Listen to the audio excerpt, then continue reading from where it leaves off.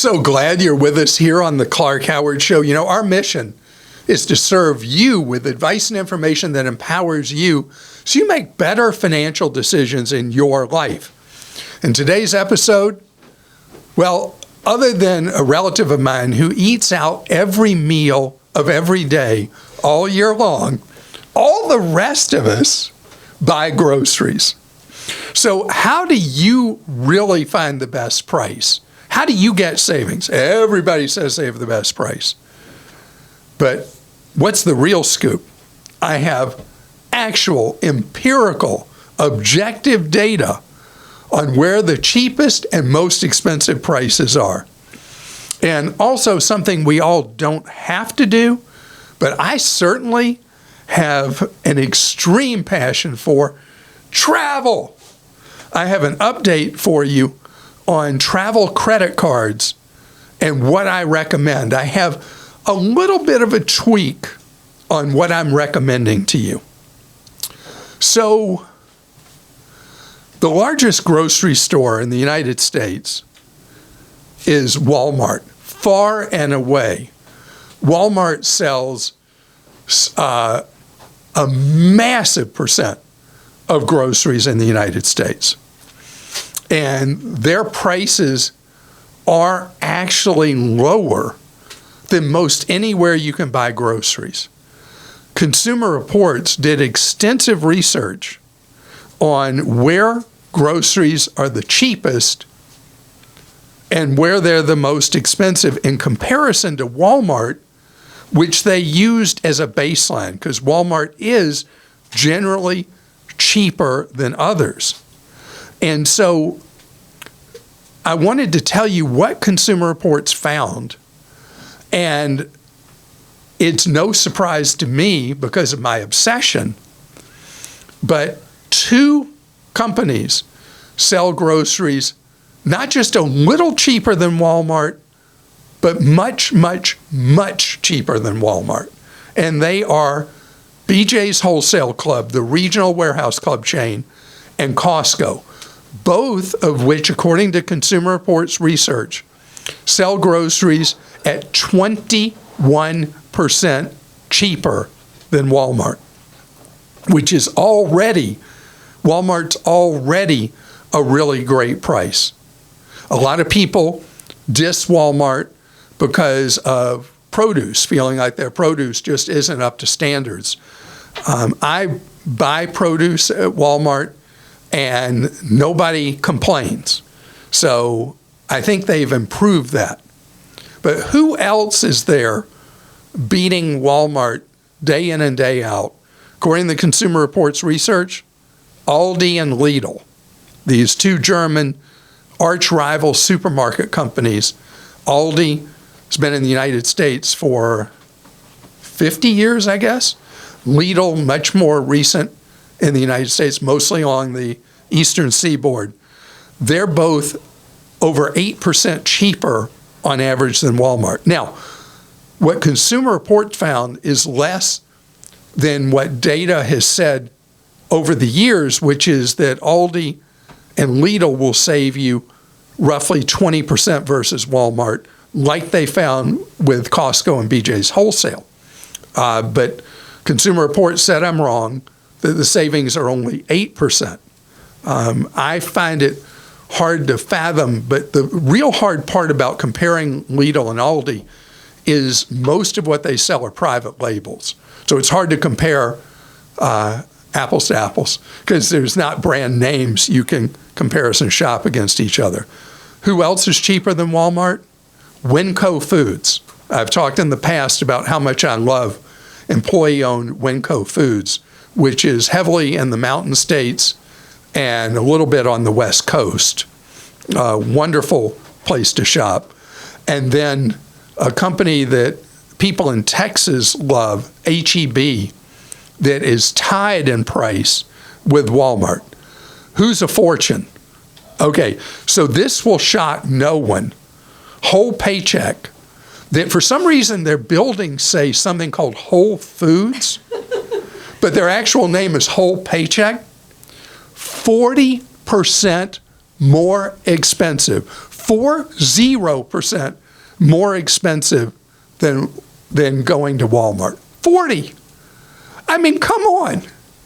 I know that people who shop at Whole Foods have an economic profile like triple the average family income in the U.S., and maybe they're not price sensitive, and 40% more is like, oh, well, it's a beautiful store, and look at all these cool things here. 40% really. How about Trader Joe's, which my wife would like to have our next dog named TJ in honor of Trader Joe's. Same parent, they're cousins. Aldi and Trader Joe's are both the same family, owns them, two different corporate entities. So where Aldi is 8% cheaper, Trader Joe's is 25% more expensive than shopping at Walmart. Sure is fun, though. And then one of the most popular supermarket chains in the eastern part of the United States, Publix, 20% more expensive than Walmart, 20. And that's kind of a clear indicator because historically, Walmart's been considered to be 20% cheaper than traditional regional supermarket chains. And this shows pretty clearly in this test. Who was left out? Sam's Club.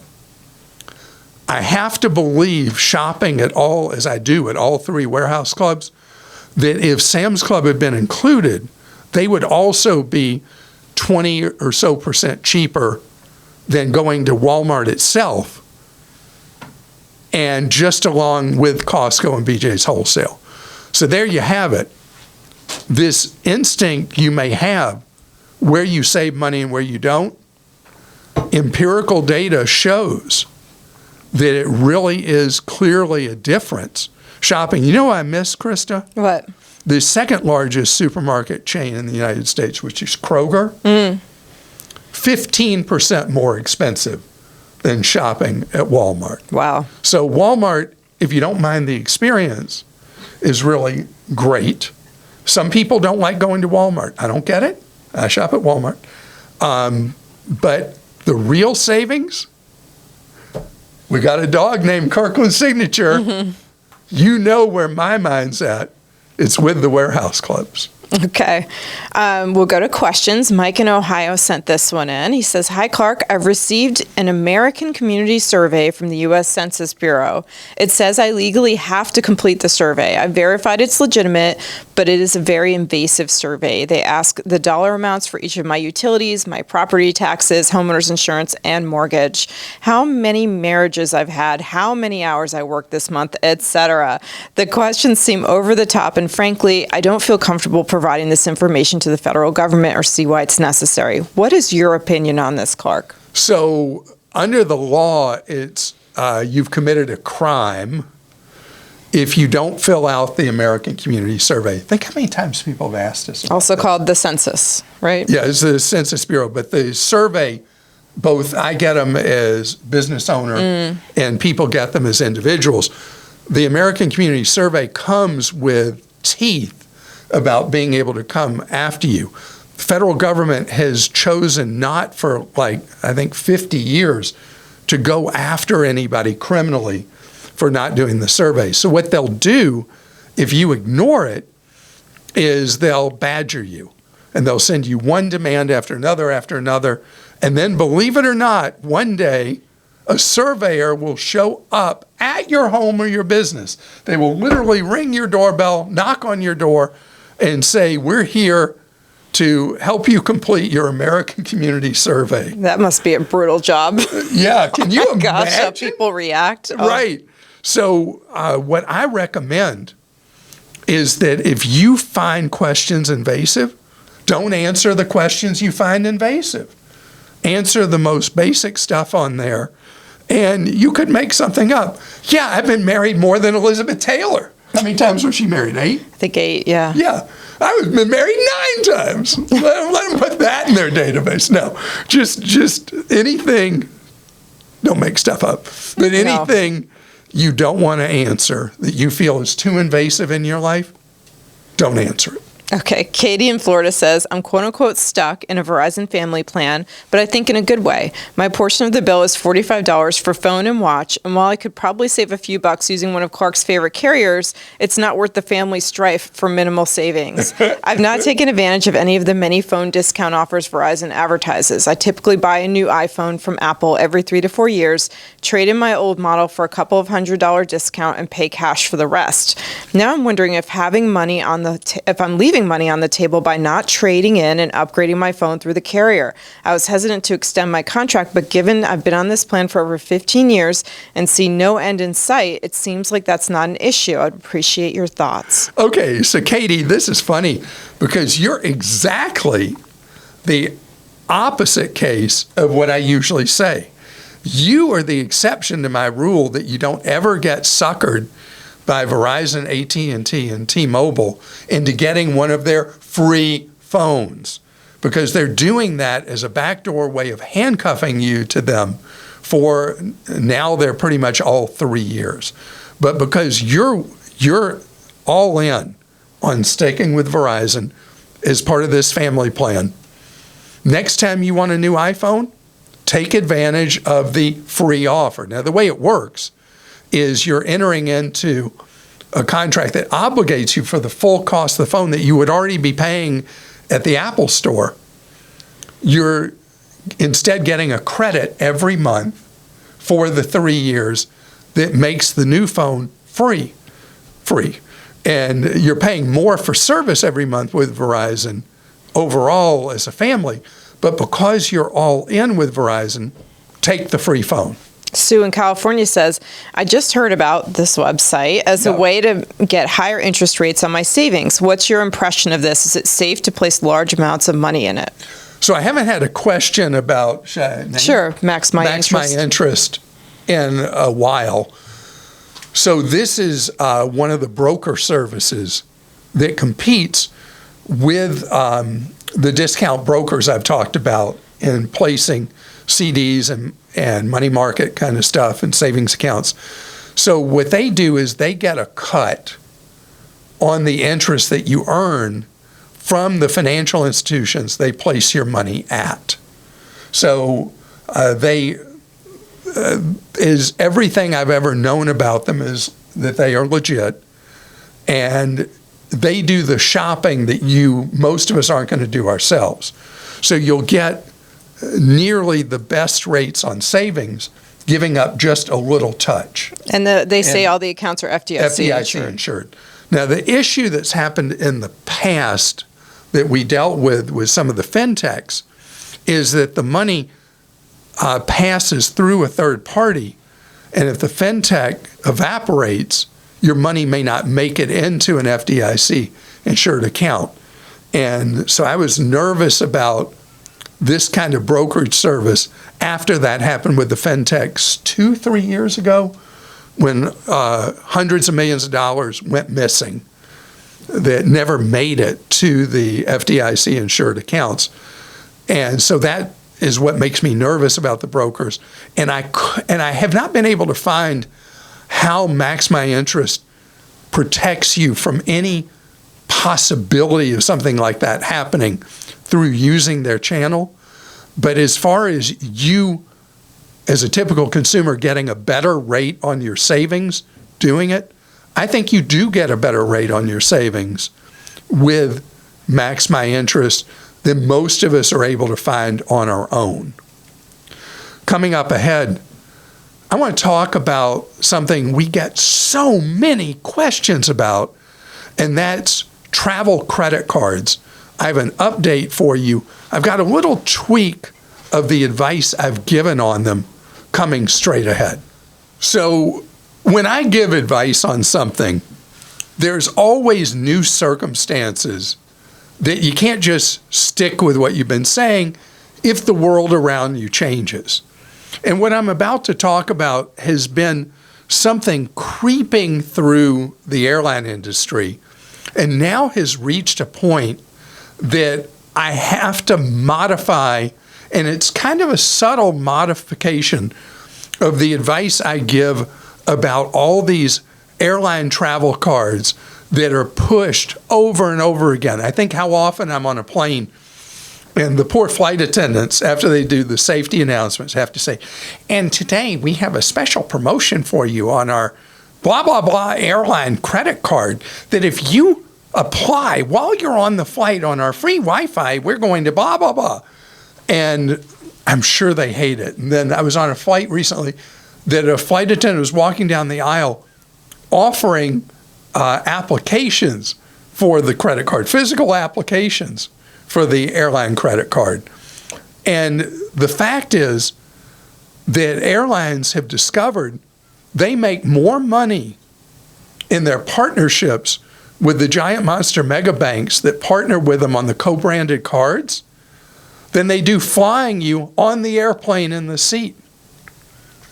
Delta, who figured this out before anybody else, I think the most recent year made $10 billion from their partnership with American Express. More money from that than they did from flying anybody around the world. And it's not a straight 10 billion, because those points people earn, they can turn into free seats using up their sky pennies. And then you've got American Advantage, which is the oldest and was the largest of these programs, and United Mileage Plus, and then Alaska, Hawaii Atmos, Southwest, used to be called Rapid Rewards. Now I'd call it Slow Rewards because they've devalued their points so much. And JetBlue has their own cards that get you mosaic status in certain cases. And so this is a big money business. And I've been very specific that most of us are better off staying free agents. And if you want a travel card because you travel regularly but you're not loyal to a particular airline, that the first card you look at is the Capital One Venture X. Then you've got the others with much higher annual fees than Venture X. You've got the Strata Elite from Citi, the Chase Sapphire Reserve, and the granddaddy of all these, the American Express Platinum. And for people who just follow the deal, don't live in what's known as a hub city of a particular airline where they dominate that market, that having free agent status is the best. But I've had to modify something, and here it is. So the airlines are using baggage fees as a way to push us to having their cards. And that brought in a certain number of people. But now airlines are starting to give more and more privilege depending on which level of their co-branded card you get. More and more privilege comes with the card. And the big money cards with everybody gives you access to those airline lounges, which are pretty crowded places now. But anyway, for a lot of people who don't fly that often each year, it may make sense, so hard for me to say this, for you to get the $100 card from the airlines, right around $100, that gets you a free, I know this thing exists, it's called a checked bag. Oh my goodness. I mean, people check bags. And the airlines have been bumping those up as like, it's almost like I was thinking when I was in Salt Lake just recently visiting my brother and sister-in-law who live there. And there were all the people coming in with their skis and their big suitcases from ski trips. And there were long lines to check the bags. And I'm thinking, what a money machine for the airlines, one after another after another. So they're using this as the way to get you to where, like, the ski mountains sell these annual passes. And so 3 days of skiing costs more than buying the annual pass. That's what the airlines have figured out with the baggage, that 3 checked bags over the course of a year covers the cost of the entry-level credit card. So this is the change in advice I'm giving, particularly if you live in a hub city for one of these airlines where they have the biggest market share. You're going to fly them 3 or more times a year, or you travel with a group of family members who, for some reason, all believe that checking bags is something they should do. Anyway, I hate checking bags. Then you'll make up on one trip if it's, let's say, Mama Bear, Papa Bear, Baby Bear, and each are checking a bag. You'll cover the annual fee from that one first flight. Round trip, you're way ahead of the game. So I got to say it. And then the other thing is United, to try to coerce people to get the United Plus credit cards. Now, when you go to try to redeem points, if you don't have the United Plus card, you don't see the same inventory, even the same mileage rewards under their new revised system if you don't have the card as people who have the card. And Delta has long offered a 15% discount on redemptions if you have one of their Sky Miles cards, and you have the highest level one, don't you? Mm-hmm. And that gets you the lounge access.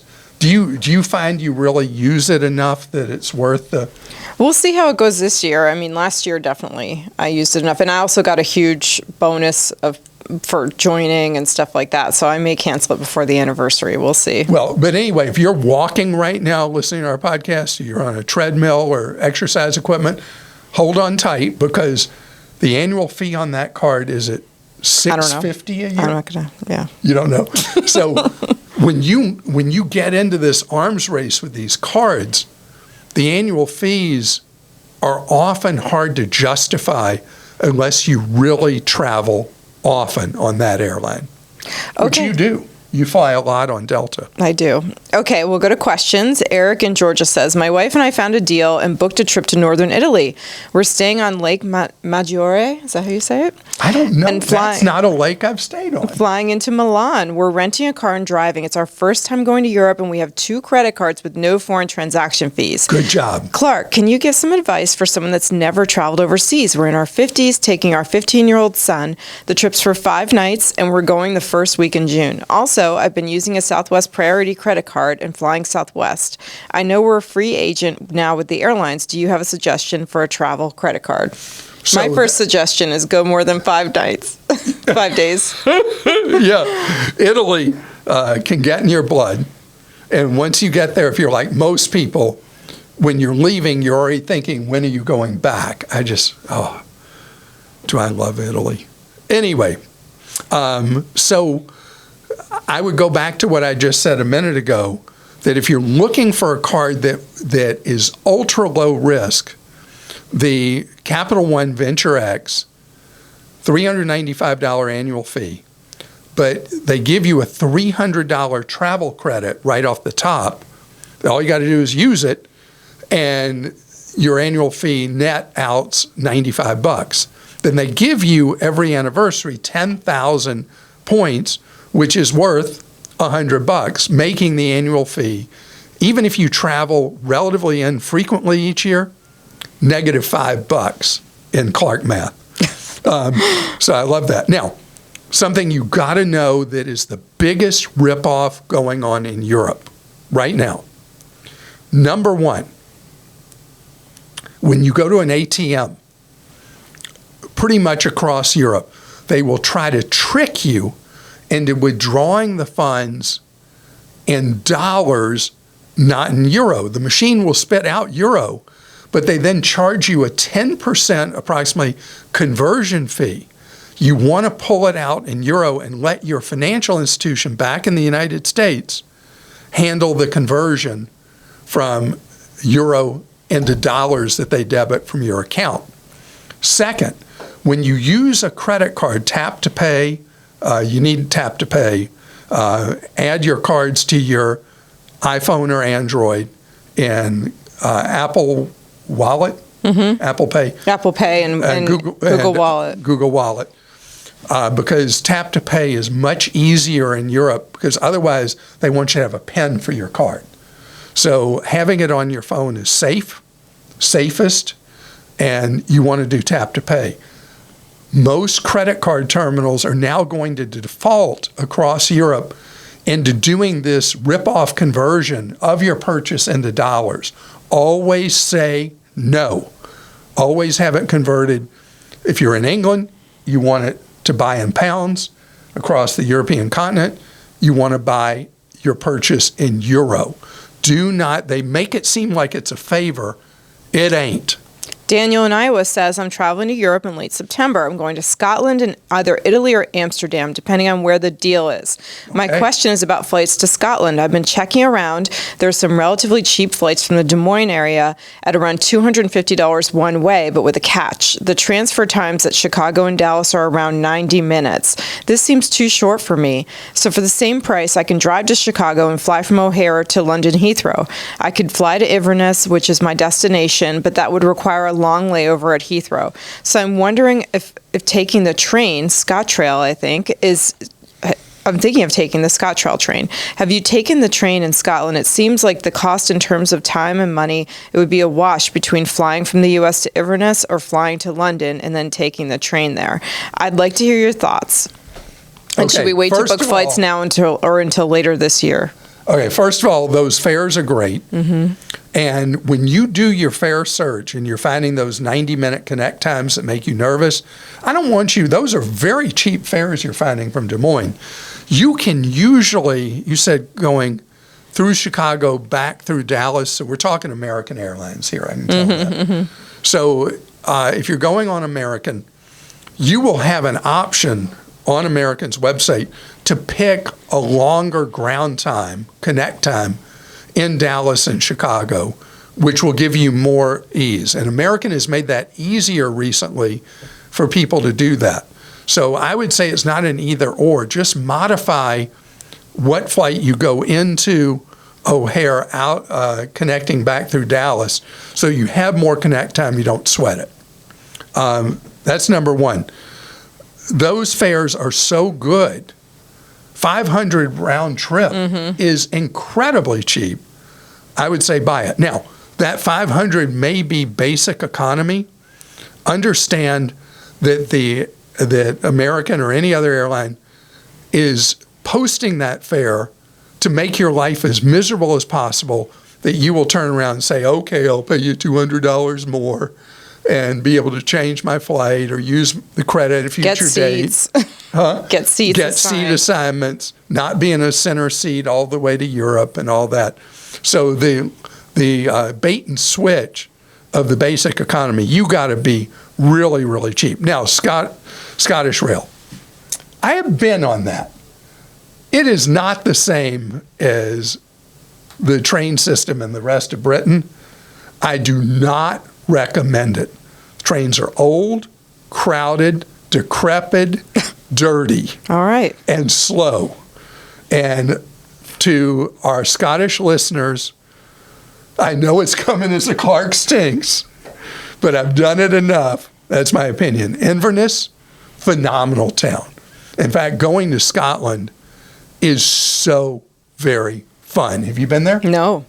Would love to go. Oh, I love it. Robert in Pennsylvania says, can you explain what maritime coverage SIM cards are? They're advertised to be used on cruise ships and seem to be cheaper than the actual cruise internet. Is this a deal or a scam? It's neither a deal nor a scam. If you need to have access on your phone and you need minimal data for, let's say, a week-long cruise in the Caribbean or Europe or whatever, you can have one of these, but they have very tight data caps. And if you want significant data caps, they're a ton. If you get internet from most cruise lines now, it's going to be really fast, probably going to be Starlink, and it's unlimited for the time you're on the ship on most ships.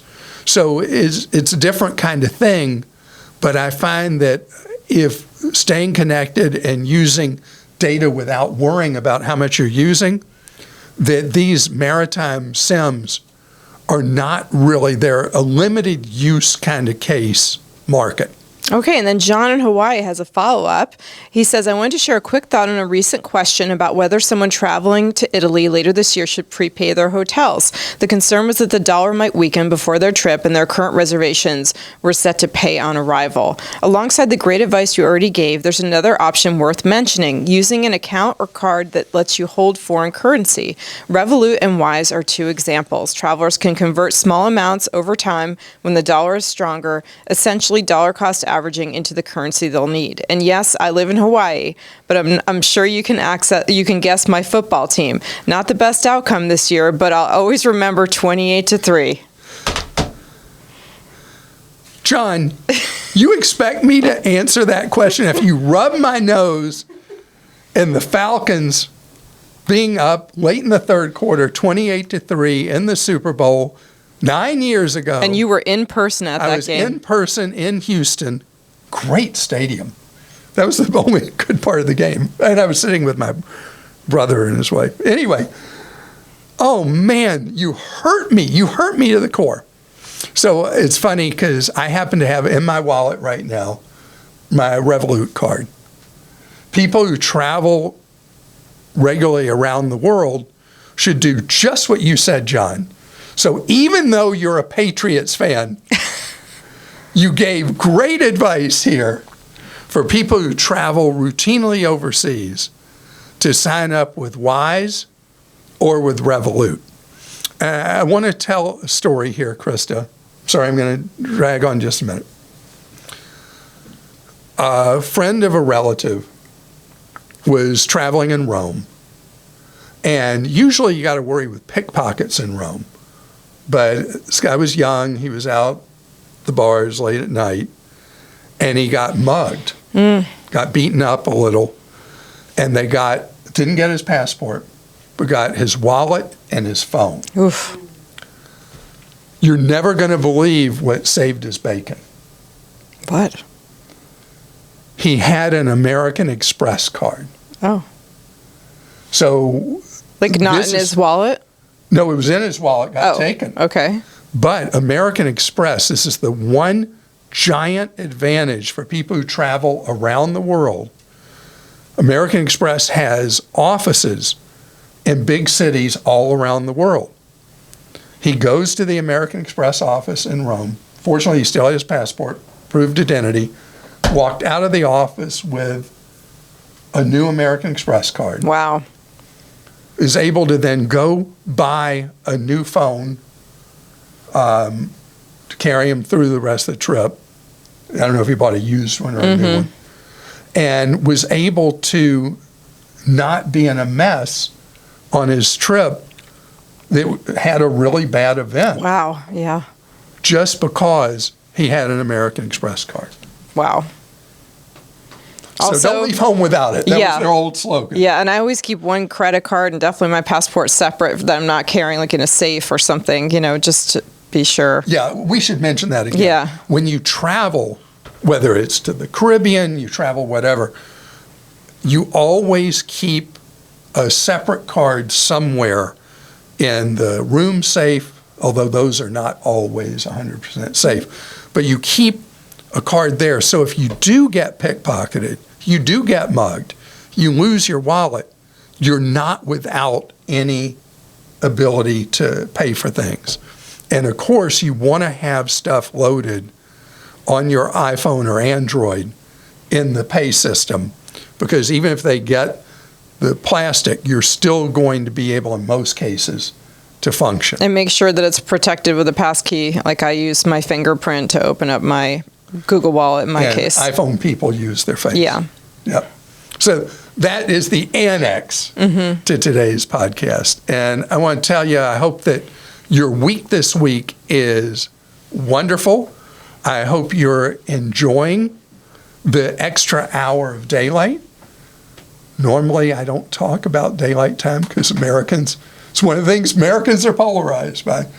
I'll tell you, I loved when we had year-round daylight saving time back in the early 1970s. And we didn't have to change our clocks, but it got light later and got dark later. That's what I love, because I love evening sunshine and light. But anyway, I'm staying away from. Okay, you can post to Clark Stinks if you're mad at me about saying I love daylight time. Go right ahead. And know that all week long, we have free one-on-one advice available to you, as we've been doing now we're in our 34th year of providing free one-on-one advice. On Clark.com, just go to Clark.com/CAC to see how to get that free one-on-one advice. And everything we do, every way we reach you is all about your empowerment with knowledge so you can save more, spend less, and avoid getting ripped off. Have a wonderful day.